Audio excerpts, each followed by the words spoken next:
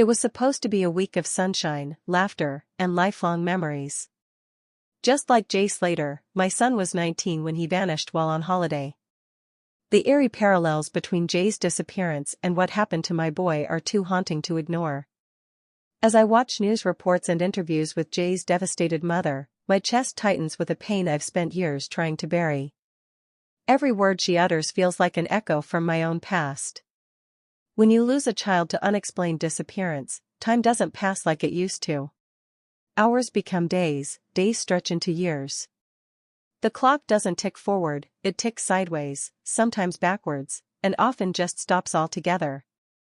And when another story surfaces, like Jay Slater's, it drags you back into that same unbearable loop of grief, questions, and helplessness. Please subscribe to my YouTube channel. My son, Daniel, vanished 5 years ago on a trip to Croatia with friends. It was the summer after his A-levels. A time when every teenager should be allowed to taste freedom, to explore, to grow. I still remember him standing at the airport gates, backpack slung over one shoulder, eyes gleaming with anticipation. He never came home. The disappearance. Jay's case caught my attention not just because of the tragic nature of it, but because of the eerie symmetry to Daniel's story. Like Jay, Daniel had gone off with friends. Like Jay, he had attended a party the night before he disappeared. And like Jay, his last known communication was a phone call made in a frantic tone, expressing confusion and distress. Daniel had called me the morning after the party. He sounded disoriented, almost frightened, and said something about being in the hills outside the town they were staying in. He told me he was trying to walk back, that he thought someone was following him, and then, just like Jay, the line went dead. That was the last time I ever heard my son's voice.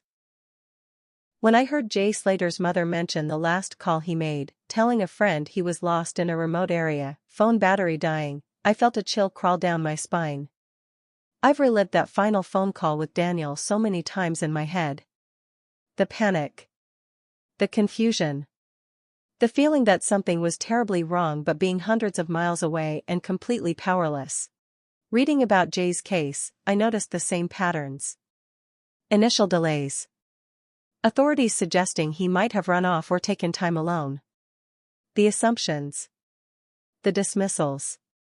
The suggestions that the young man might have made poor choices. No urgency. I'm not saying there's a cover-up. I'm saying there's a dangerous pattern, a casual attitude towards young men who vanish on holidays, as if their age or gender somehow makes them less vulnerable to danger. It's heartbreaking. It's infuriating. And it's something that must change. The digital footprints. Daniel's last phone ping was on a hilltop trail just outside the coastal village they were staying in. Jay's phone, I read, last pinged in a mountainous region of Tenerife. 2 young men, both alone, both lost in unfamiliar terrain, both giving off a final digital heartbeat that screamed "Find me." Please subscribe to my YouTube channel. With Daniel, the area was searched extensively, for about a week. Drones, dogs, volunteers. But eventually the trail went cold. With Jay, I saw a similar outpouring of effort in the early days. Yet as time drags on, hope starts to fade. In both cases, it feels like the search ends too soon. When there's no body, no definitive trace, the assumption creeps in, maybe they ran off. But we mothers know better. We feel it in our bones. Our sons didn't run away. Something happened. Something we still don't understand.